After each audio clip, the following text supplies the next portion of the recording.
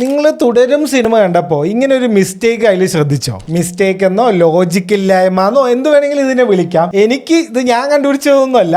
എനിക്ക് നമ്മുടെ ഒരു ഫോളോവർ അന്ന് അയച്ചു തന്നതൊരു സംഭവമാണ്. അത് അയച്ചു തന്നപ്പോൾ തന്നെ എനിക്ക് തോന്നിയിരുന്നു ഇത് ശരിയാണല്ലോ, ഇതിനെക്കുറിച്ച് എന്തായാലും ഒരു വീഡിയോ ചെയ്യണമെന്ന്. അപ്പോൾ എന്തെങ്കിലും തെറി വിളിക്കാനുണ്ടെങ്കിൽ എന്നെ വിളിക്കണ്ട, ആ പയ്യനെ പോയി വിളിച്ചാൽ മതി. അതായത് മോഹൻലാലിൻ്റെ ആ മകനെ ആ പോലീസ് സ്റ്റേഷനിൽ അണ്ടർവെയറിൽ നിർത്തിയിട്ട് ഇടിക്കുന്നുണ്ട്, എല്ലാ കാര്യങ്ങളൊക്കെ ചെയ്യുന്നുണ്ട്. അവിടെ നിന്നാണല്ലോ മരിക്കുന്നത്. അപ്പോൾ ആ ഇടിക്കുമ്പോഴും മരിക്കുമ്പോഴൊക്കെ പുള്ളി ആ ഒരു അണ്ടർവെയർ മാത്രമേ ഇട്ടിട്ടുണ്ടായിരുന്നുള്ളൂ. പിന്നീട് ആ ആള് തോളിൽ കയറ്റി ആ വണ്ടിയിൽ കൊണ്ട് വെക്കുമ്പോഴും ആ ആള് അണ്ടർവെയറിലാണ്, ചാക്കിൽ കെട്ടുമ്പോഴൊക്കെ പുള്ളി അണ്ടർവെയർ മാത്രമേ ഇട്ടിട്ടുള്ളൂ. അങ്ങനെയാണെങ്കിൽ ആ പേഴ്സ് എവിടെ നിന്ന് വന്നു? ഇവര് മൊബൈലും ബാക്കിയെല്ലാം സേഫ് ആക്കി എന്ന് പറയുന്നുണ്ടല്ലോ. അപ്പോൾ ആ പേഴ്സ് മാത്രം അണ്ടർവെയറിലായിരുന്നു വെച്ചിട്ടുണ്ടായിരുന്നു. ഷർട്ടിലോ പാൻറ്റിലൊക്കെ അല്ലേ നമ്മൾ സാധാരണ പേഴ്സ് വെക്കുക. ഷർട്ടും പാൻറ്റും ഒന്നും കണ്ടിട്ടേ ഇല്ല. അവൻ കാണിച്ചപ്പോൾ തൊട്ട് ആ ഒരു ഡ്രസ്സിൽ തന്നെയായിരുന്നു.